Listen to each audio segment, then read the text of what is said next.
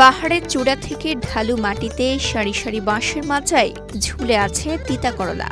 কোনো প্রকার প্রশিক্ষণ ছাড়াই পাহাড়ে প্রথমবারের মতো করলা চাষ করে অভাবনীয় ফলন পেয়ে বেশ খুশি কৃষি উদ্যোক্তা আরিফ শেখ। পাহাড়ে মূলত এটা ভালো হয় না, তো আমাদের আশেপাশে যারা কৃষি উদ্যোক্তা আছে এদের সহযোগিতায় আমি প্রথমবার হালকা অল্প করে চাষ করি, তো দেখি যে ভালোই লাভবান আশা করা যায়। তো পরবর্তীতে আমি বাণিজ্যিক আকারে বেশি করে লাগাইছি আর কি। পার্বত্য জেলা খাগড়াছড়ি সদর উপজেলার গামারিঢালা এলাকার পাহাড়ে প্রথমবারের মতো তিতা করলা চাষ করেছেন আরিফ শেখ।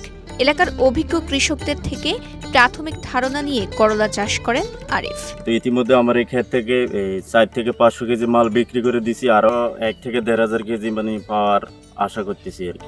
আরিফ জানালেন, প্রথমে স্বল্প পরিসরে তিতা করলার উচ্চ ফলনশীল জাতে চাষ করেন।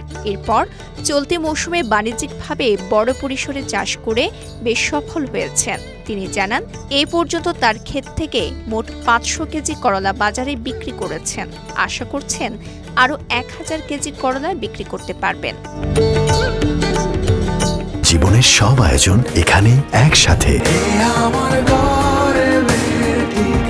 আরিফ শেখের অভিযোগ, তিনি নিজ উদ্যোগে করলা চাষ করে সফল হলেও এখনো দেখা মেলেনি স্থানীয় কৃষি সম্প্রসারণ অফিসের কোনো কর্তার দেখা। আবার এলাকা ভিত্তিক উপসহকারী কৃষি কর্মকর্তাকেও তিনি কখনো পরামর্শের জন্য সাক্ষাৎ পাননি। সরকারি কোনো সহযোগিতা বা সরকারি প্রণোদনা যদি আমি পাই, তাহলে পাহাড়ে যে ভূমিগুলো পড়ে আছে এগুলোতেও চাষ করা সম্ভব এবং এগুলো আমাদের এই এলাকার চাহিদা মিটিয়ে বাহিরেও বাণিজ্যিকভাবে রপ্তানি করাও সম্ভব। এদিকে আরিফ শেখের সাফল্যে অবাক হয়েছেন প্রতিবেশী কৃষকরা। তাদের মতে, সমতলের জমিতে করলা চাষ করে যেখানে আমরা ফলন নিয়ে দুশ্চিন্তায় থাকি, সেখানে আরিফ শেখ পাহাড়ে করলা চাষ করে সফল হয়েছেন। এই অঞ্চলে যারা জমিনে চাষ করতেছে কারোই এখনো এরকম ফলন হয় নাই, তো আরিফের ফলনটা খুব ভালো হয়েছে। সারা জীবন দেখে আসছি করলার চাষ হয় সমতল জমি।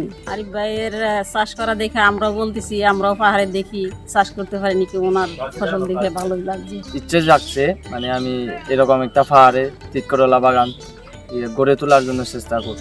সরকারি সহযোগিতা ও প্রশিক্ষণ পেলে কৃষি উদ্যোক্তা আরিফ শেখ স্বপ্ন দেখেন খাগড়াছড়িতে বৃহৎ আকারে তিতা করলার বাণিজ্যিক চাষ করে স্থানীয় চাহিদা মিটিয়ে দেশের অন্যান্য জেলায়ও সরবরাহ করা সম্ভব।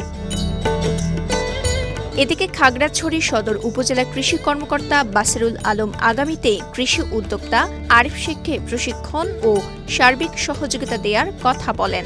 অবশ্যই এখানে আমরা সদর উপজেলা থেকে তাদের প্রশিক্ষণের ব্যবস্থা করব এবং এই কৃষক যদি প্রশিক্ষণ না পেয়ে থাকে এখনো, তাকে প্রশিক্ষণের আওতায় আমরা আনবো এই অর্থ বছরে। খাগড়াছড়ি থেকে শফিক ইসলামের পাঠানো তথ্যচিত্রে সাফা মারওয়া, কালের কণ্ঠ।